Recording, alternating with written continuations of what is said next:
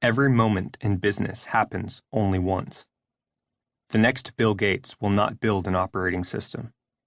The next Larry Page or Sergey Brin won't make a search engine. And the next Mark Zuckerberg won't create a social network. If you're copying these guys, you aren't learning from them.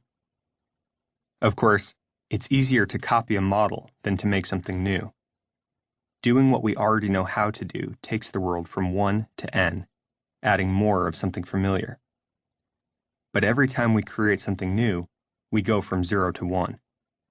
The act of creation is singular, as is the moment of creation, and the result is something fresh and strange. Unless they invest in the difficult task of creating new things, American companies will fail in the future, no matter how big their profits remain today. What happens when we've gained everything to be had from fine-tuning the old lines of business that we've inherited? Unlikely as it sounds, the answer threatens to be far worse than the crisis of 2008. Today's so-called best practices lead to dead ends. The best paths are new and untried. In a world of gigantic administrative bureaucracies, both public and private, searching for a new path might seem like hoping for a miracle. Actually, if American business is going to succeed, we're going to need hundreds or even thousands of miracles.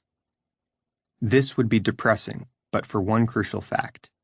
Humans are distinguished from other species by our ability to work miracles. We call these miracles technology.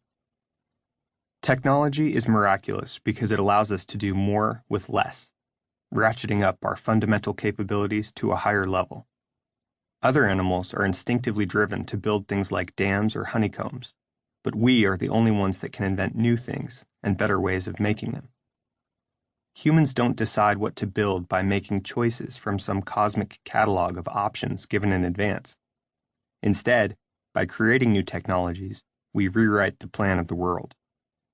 These are the kind of elementary truths we teach to second graders, but they are easy to forget in a world where so much of what we do is repeat what has been done before.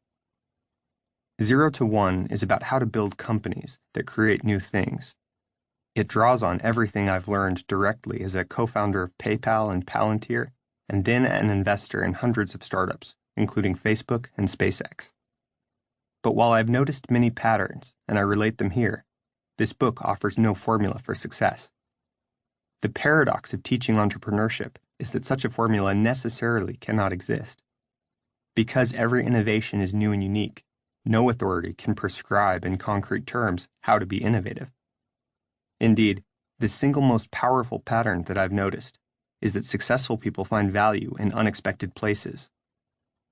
And they do this by thinking about business from first principles instead of formulas. This book stems from a course about startups that I taught at Stanford in 2012. College students can become extremely skilled at a few specialties, but many never learn what to do with those skills in the wider world. My primary goal in teaching the class was to help my students see beyond the tracks laid down by academic specialties to the broader future that is theirs to create.